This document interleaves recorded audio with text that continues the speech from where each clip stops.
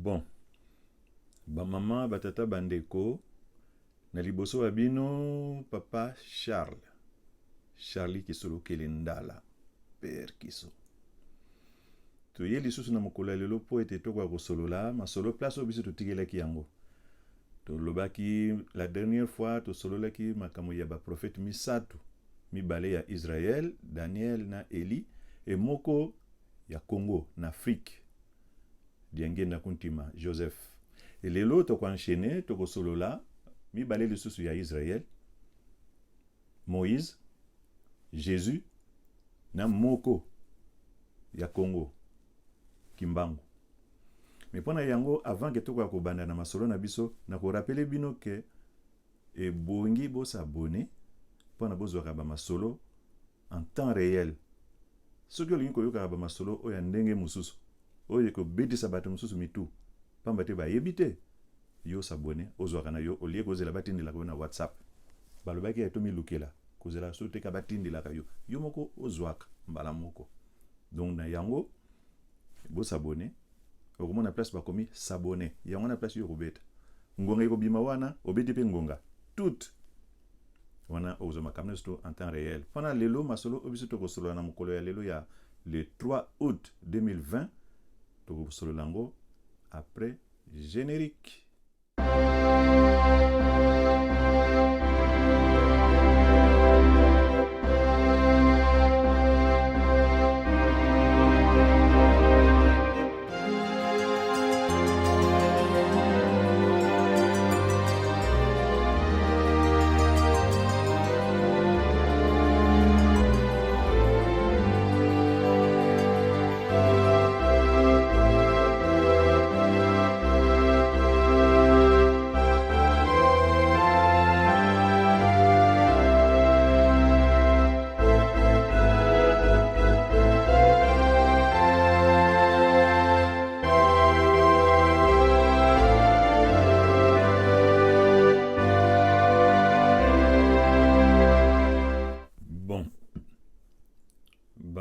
Batata bandeko bilenge basi bilenge mibali ba bebe ya basi na ba bebe ya mibali to pesi bino mbote na kumbo ya papa Simon Kimbangu oyo azali tata na biso ya likolo pe tata wa biso base ndenge tolobaki ete lelo tokosolola masolo ya ba prophète misatu mibale ya Israël na moko ya Congo na Afrique yende Kimbangu. Masolo yango eko riske ezala mwa mulayi. Alors il se pourrait que tout ça en deux parties. Comme Moïse, ezali comme Yamukete, Jésus, Kimbangu, ya Kimbangu ezali suka. Alors vous allez moins moulayi, to linga to monopoliser to s'éterniser tant mo moulayi parce que vous appelez seulement na makamso sa osala. Donc to banda mbala mo na Moïse, mais eloko moko na linga ki ko préciser place wana. Oyebi que tant to banda ba mission sikato pesaki ndenge o esengeli mutu azalaka na vina ye ya kotuna tout le temps yo nani oyeli nini nana tindi yo voilà. Donc babiloko ni surtout wana bokomona ngo déjà na côté ya Moïse tango Moïse abandaki makambo na ye mosala na ye tango babengaki ye Nzambe asidentifier ki pa na ye alobi na ye Moïse longola sapatu biseke ozali ezali seka ya bule tango na tindi ye akende na Egypte Moïse patuna ki ye mais bakoloba ngai nana tindi yo. Donc yebisanga yo nani Nzambe yebisaki ye ngai nazalaki nazali nakozala nazali nyonso tu makambo nyonso ezali ngai. Voilà, préoccupation ya Moïse ezalaki ya malamu yo nani. Donc lelo tokoloba makambo ya Moïse to yeba Moïse yo nani oye kosala nini nana tindi yo.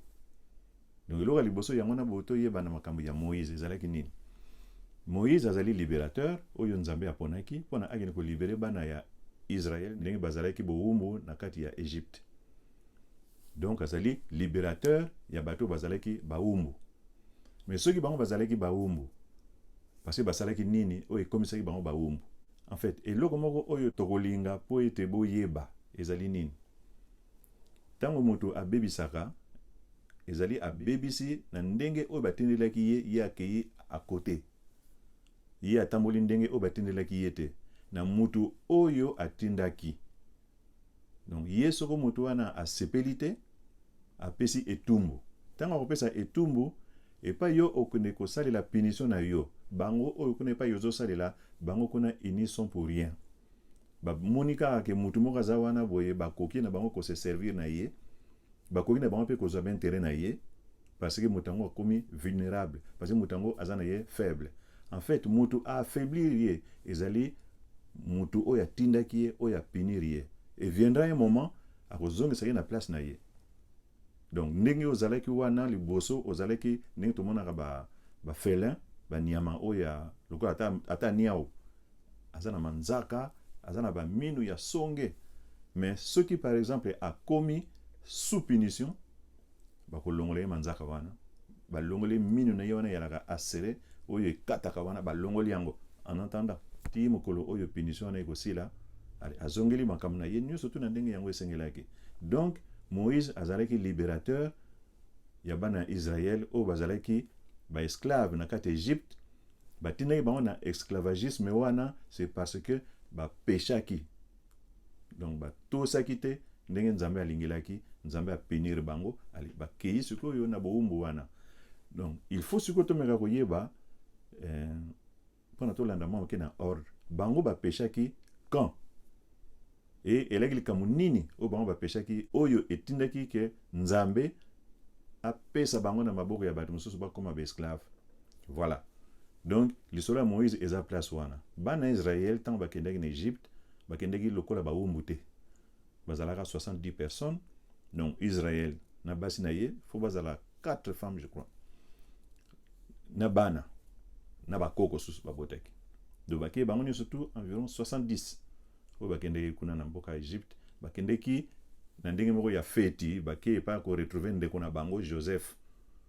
parce que nzala ezalaki na mokili mobimba bato nyonso tu bazalaki kokende koluka biloko ya kolia na kati ya Égypte epai Joseph azalaki mokonzi donc nzambe abongisaki ete Joseph akoma mokonzi kuna na mboka ya Égypte mpona akoka koyamba bandeko ne ntango bango bakoya ezalaki mpe une sorte ya revanche parce que bango justement bandeko na ye oyo bayaki wana bango ne mutu bapeshaka vis-à-vis de l'Éternel batekaki ndeko na bango Joseph soki nalobi vis-à-vis de l'Éternel c'est parce que ye nzambe ye mutu asalaki bamakambo nyonso tu asalaki déjà programme ndenge nini na kati ya mokili mobimba nation oyo ye aponi mpona ezala nation ya basacrificateur vis-à-vis ya mokili mobimba bato bakolelaka epai na bango bango baye komisaka makambo epai ya ye nzambe donc soki likambo ezali ya mobulu na kati ya mokili baza na bato oyo bakoki kolobela bango eyalaki bana Israël donc à peine oyo nzambe abandi kosala processus wana ya bana Israël bakokomela nation wana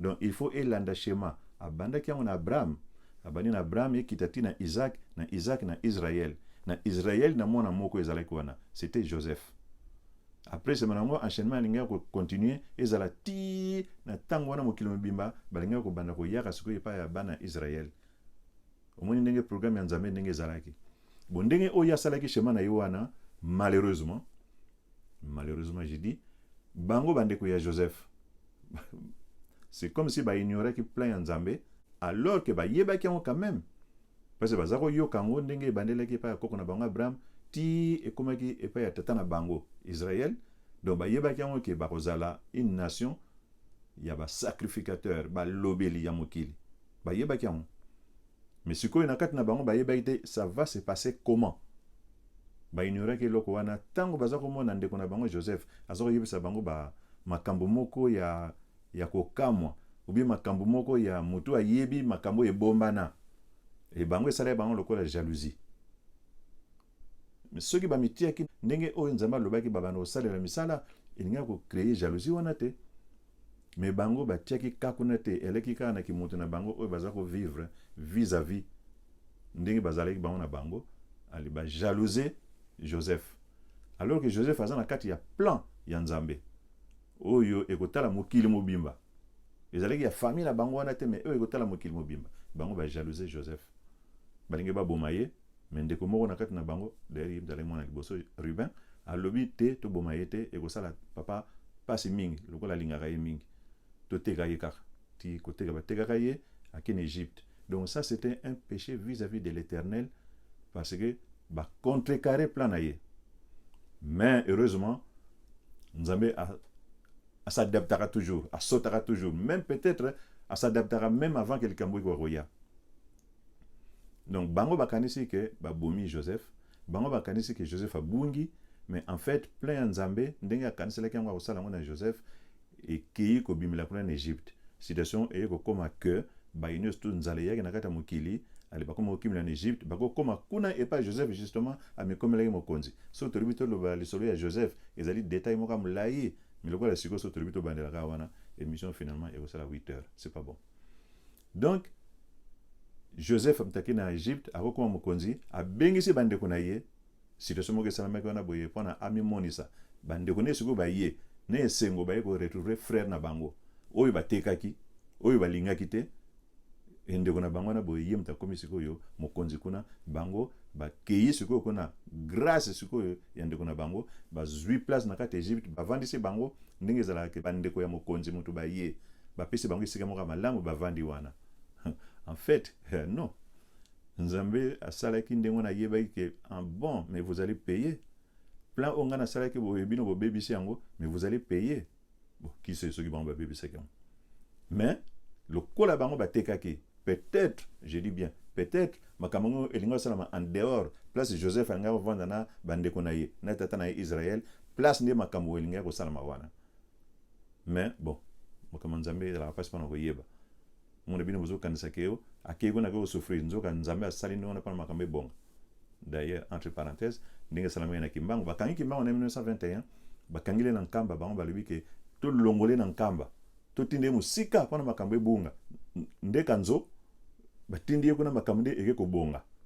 Donc wana nde pa na Joseph pe ekozala nango pe pareil bango na boyi bayibika ke babanga ekutu devant Joseph balobi ke Joseph a sala biso passe tant ndenge to sala raye. Mais en fait non ayamba ibango. Mais Nzambe na ndenge na ye alobaye que mais vous allez payer pour souffrir. Donc bazeli na biso na Joseph akufa. Bandeko nyonso tout tata na bango akufa. O nyonso bayeki na période nyonso na bakufi. Allez, siko ya albana le babandi ko payer 400 ans. Ya boloko bakomi ba umbu. Bango mo balaki la nation élue. Bango balaki la nation promise.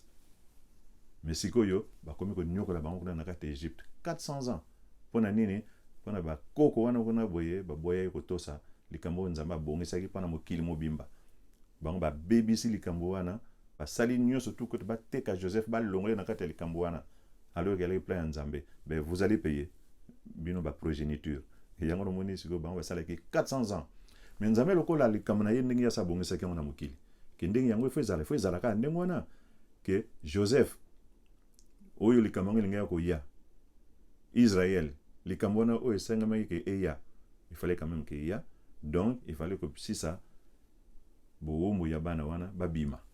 Alba qui n'est pas un salaire comme ça, oh, yobang va bon salaire bango. Même si on va ça 400 ans, 500 ans après le Camboté, mais il faut bas salaire yango. Parce que les allez le bas, ouais, yamoka sa me le belek. Yamana atindaki, Moïse siko abotama, akende na katabana wana. Ya Israël. Yende mtako bimisa bango. Donc première partie wana déjà ya Moïse ezali ndengwana bango kuna ba peshaki tata Nzambe atindi bango boye bakomi ba umbu.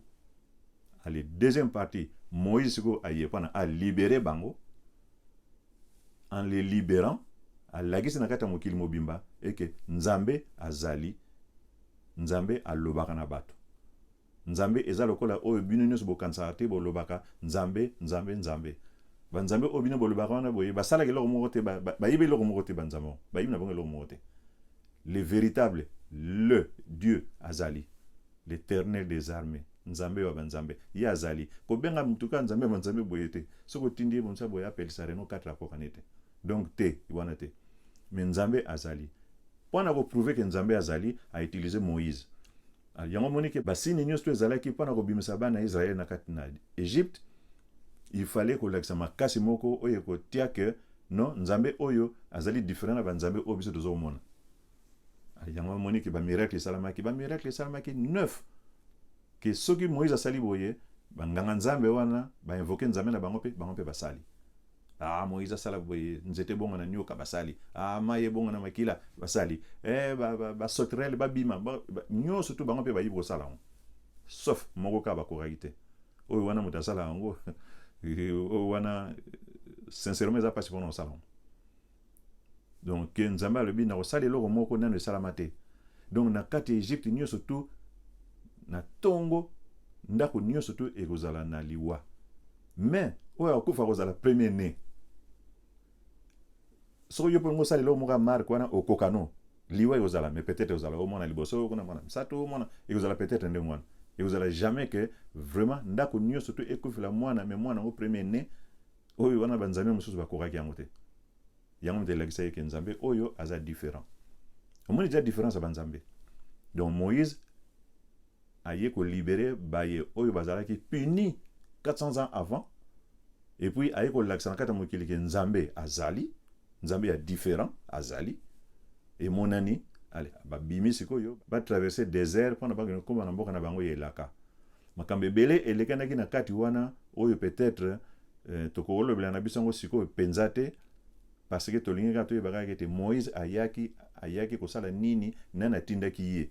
Donc Moïse soko ayaki parce que nzambe mtatindaki ye akeno bimisa bana Israël oyo bazalaka puni auparavant. Donc nakanisi to komi place na ya Moïse to yebeli kama ndenge yango elekelaki, mais to ko enchaîner na biso parce que za makambe belé, mais to lekana to kena ne pas ya Jésus. Donc Jésus peut pareil, donc soko ayaki il faut batu na yeme yo nani nana tindi yo oyo kosala nini. Jésus yem talobi ke nzambe oyo atindi ye ezali nzambe wa likolo, d'ailleurs aza tata na ye yem tatindi mpona koya ko réconcilier mutu na nzambe, mpona kolakisa mutu ete makambo nyonso esukilaka awa te. Mokili ezali bisika nzambe oyo avandaka na bayi nyonso basepelaka na ye. Donc ye aye mpona komema bana ya batu, kolakisa bana ya batu nzela oyo bakozongela epai ya nzambe. Jésus tanga aye epai ya bana Israël, epai ya le peuple élu. Donc baboti na ye makambo na ye nyonso tu ezali oyo ya bakoko ya Abraham, ya Isaac, ya Israël, ya Jacob. Donc aye pa na bango mpona kolakisa bango ndenge oyo bango bakotambola pamba te, amonaki yango, ayebaki yango ete nzambe oyo ndenge bango bazosalela wana eli nzambe wana oyo ya bilaka te, nzambe wana l'Éternel des armées to alaki nzambe ya Abraham. Non, amonaki yango ete nzambe oyo bino ye te mutu oyo atindaka Moïse mpona abima, esaleli na bino ezalaka yango te. Yango ye ayaki mpona alakisa bango ke nzambe azali, eke bino nyonso ndenge boza wana bozali bana na ye. Donc nyonso to bino bokosala boza ko mériter, boza ko hériter ya bokonzi oyo aye nzambe, ke makambo esukelaka awa te boyemende place ezali kuna epa na ye kuna oyo bino nyonso to bokovanda. Donc mokili ezali ndenge biso tomonela ngo kaka awa te boyemende, mokili ezali mosusu soki okufi okokende kuna place ye azali. Ayeli bango likambo ya résurrection. Mais makambo oyo aza koloba wana ndenge azalaki kotuka bana ya batu na banganga nzambe oyo batangaka mokanda wana, esaleli na bango ndenge ezalaki ye aza kopesa bango ba reproche tout le temps. Et bango balingaki ye te baza komona ye ke en fait c'est azalaki imposteur, ke likambo yango ye azoloba wana bo nzambe oyo bango balandaka, nzambe oyo basambelaka depuis bakoko na bango ezali ndenge wana oyo ye azoloba na bango te. Bon, quelque part mission ya Jésus ezalaki ete nzambe, c'est comme si Dieu était excédé ya komona ba comportement ya bato, ba comportement ya baye oyo ye atia mpona balandaka ye, mpona basalelaka ye. Amonaki yango ke ezalaki ndenge wana te, adesidaki ke likambo yango elongwa.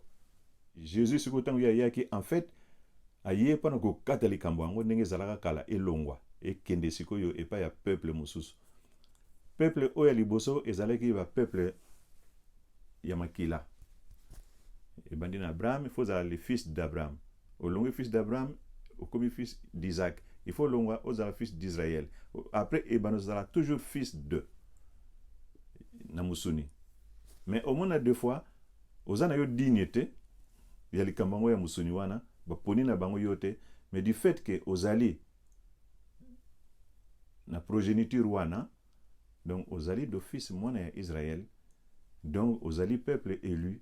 Donc yo nde mutu bo il faut l'exemple na mokili mobimba, soki bango baza na problème bango ya lelepa na yo, et puis yo kuna nde yo ebe okomisa likambo kuna epai ya nzambe oyo azali tata na bino. Au moins ndenge li programme ndenge ya nzambe ndenge ezalaki. Mais finalement nzambe yakomona yango ke ezalaki assez compliqué parce que baza kolanda comme il faut te amoni ke no likambo yango malamu elongwa ezalaka so te ndenge bato balaka le droit du sol. Donc eza te ndo ezalaka le droit du sang avec non eloko yango efe comment eloko moko ya esprit. Donc tant que bosalela nzambe kosalaka nzambe te parce que ozali na droit ya sol ou bien na droit ya sang, mais il faut salela ye en esprit et en vérité. Makambo Jésus ayaki nango yango wana yango ni ke balingaki ye te balobi ke selon ye donc akabeloko oyo alongola yango awa na Israël ekende pa bato mosusu. Malheureusement pas na bango eloko mpe il fallait que salama pe salama ki ndongwana elongwa na sol yango alobai ke mikoleko ya ce ne serait plus na ngomba oyo nde bato babanda ko sanjola koma nzambe mais babanda sanjola ye bisika mosusu en esprit et en vérité. Donc tango eloko na boye elongwe na sima ya liwa ya Jésus il fallait ekende ko bimela sikoyo epai mosusu en esprit et en vérité.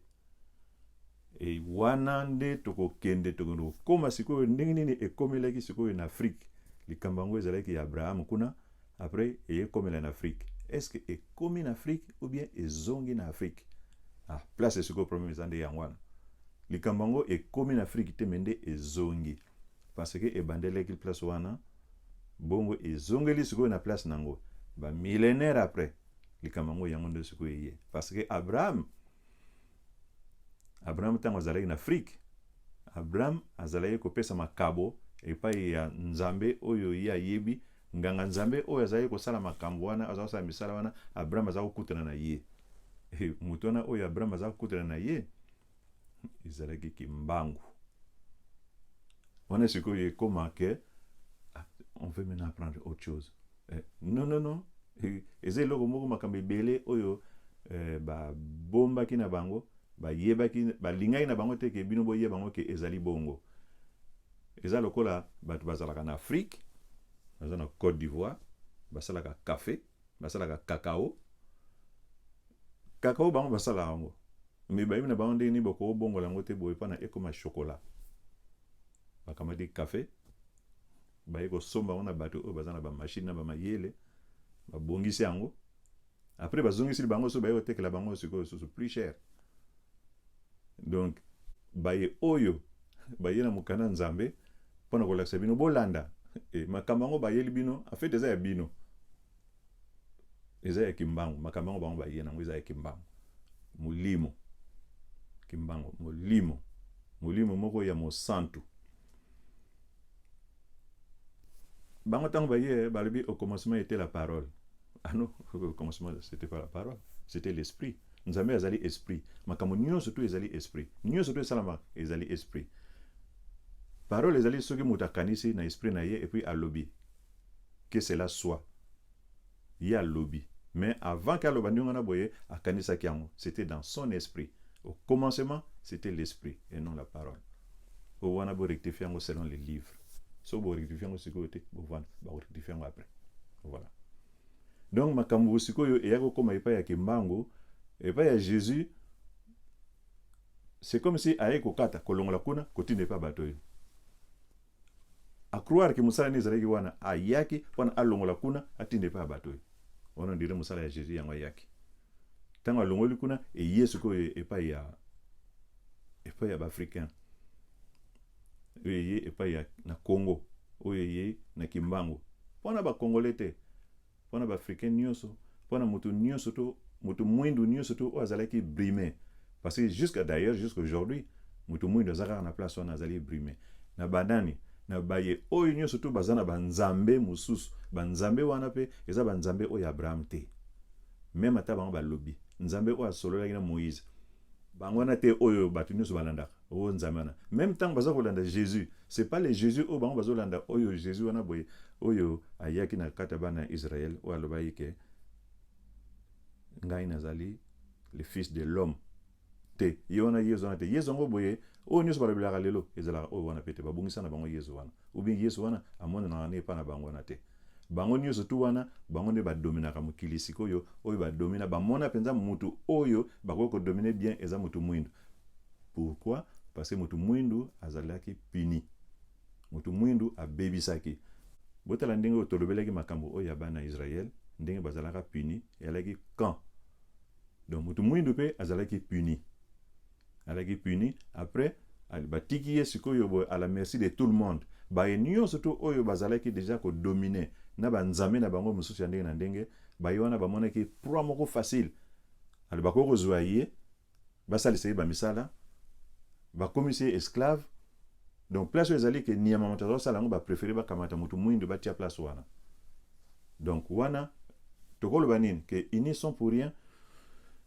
Quelque part toloba ke punition o ba pesaki ye mutu mwindu yango ne sali ke ali batu nyonso to na bakomi ko sakana na ye. E batango nyonso to na boye bazali pe na banzambe o ya bango. Oyo ba implanta e vanda ba vandisa makambo ya nzambe na bango wana. Ba mboka nyonso to obino boza komona ezali na ba temple na bango. Place bango ba kutana ka ba invoka ka ba sala makambo na bango ba bongisa ka likambo nde il faut ezala na temple. Oyo ba ko invoquer nzambe na bango wana. Ndenge to sololeki masolo wana na tango ya ba nzambe ya ba Eli, ya ba Daniel, ba laki na ba nzambe na bango bele. Bongo siko bazala ba sangana ba yokana, olezala ke ba nzambe bazala 200, 2000 non, ba kangisi. Omona bango nyusto komeka ba nzambe misato. Aya ba kamati ba yokani ba sali ba biloko mo ndo ba consortium ba kangisi, mona batili yango temple. Bazana ba temple na bango, oyo bango batia. Nakata mokili mobimba. Sauf en Afrique ni temple yango ezate. Oyo ezalaka na temple kuna na Afrique kuna eli justement banzambe oya bango ba memeli ba africain. Ba memeli batu mwindu. Mais bango mo batu mwindu bazana temple na bango te parce que bazana nzambe te. Alors que si bazana nzambe mais atia bango na boumbu akanga bango. Atiki bango à la merci ya bato mususana o bazana banzambe na bango bolanda kaka histoire bana Israël tanga zako tika bango ya mona ba akamati apesi bango kuna boumbu na Babylone. Apesi bango boumbu ba Philistin. Donc Babylone kebele botanga na Ancien Testament bokomona makamuni ni banzama za sala na bana Israël chaque fois bazako bebisa. Parce que histoire na obino bomona ka boye ya Israël yango ezali histoire moko ezali na kati ya la race élue et pas ya bato mwindo. Ezali likamango ezali wana fo bolukela ngo na botala ngo bokomona yango. Donc boumbu oya bato mwindo soki ezali lelo bien sûr to loba ezali ya ba mindele mutu bakanga bango mais ba mindele na banzambe oya bango. Ba mindele bazana nzambe ya bango. Tango bazoye pa bino balobi ko to na Bible Jésus non tétété ezango des fois na Jésus o wapi. Ya wana ndinga nangate bato bamona ko bamoni Jésus na Afrique. O Jésus na museme botu na Jésus ngo wapi. Yewe na kazala ka kala ye Yesu ayo sani. Donc oya sala kuna boy kokakite ayeko bandela mususu. Na makamuni so basala ke kuna. Siko ayeko sala nini? So umoni bato na Yesu. Oh. Ayeli susu. Donc makamaki mbangu nan to bandi kutute mais to pousse ni mo musika. Malamu to enchaîner likambango mokolo mususu. Parce que ça na ba détail moko to bongisa kuna na makambo oyo ya kimbango. Oyo to komona pourquoi et comité kimbango pe fo ya en Afrique. Pourquoi en Afrique pe fo bazala na temple. Pourquoi en Afrique pe il faut ba senga ke pa ya nzambe na bango. Pourquoi? Et ba masolo nyo so na boye so to bito kendela no sikoyo yozala mwa makasi mingi. Yangwana pona mukolo lelo to zongisi bino merci mingi na ndenge o bino bolandi to kosenga tata nzambe apesa biso mwa tango mususu apesa biso nzoto kolongonu apesa biso pe mayele ya koyeba ko expliquer na baye o ino stokolanda to zala pe na mayele ya ko comprendre to ko comprendre seulement ceux qui batie biso na programme ete siko makambo ebando changer e kosenga to comprendre to longa place batie la biso wana makambo mingi o pa ba ba kotsela biso pa ba mema biso ndeka nzo eza no bongo te. Donc e kosenga tata nzambe apesa biso quand même moins chance to me ko comprendre ngo pona to balola eloko o ebombanaki yango na ba mama ba papa bilenge basi bilenge mibali ba bébé ya basi pe ba bébé ya mibali na mokolo malelo to pesi bino mbote na kombo ya tata na biso Simon Kimbangu yemta relax biso makambo nyonso ebombana botika malamu.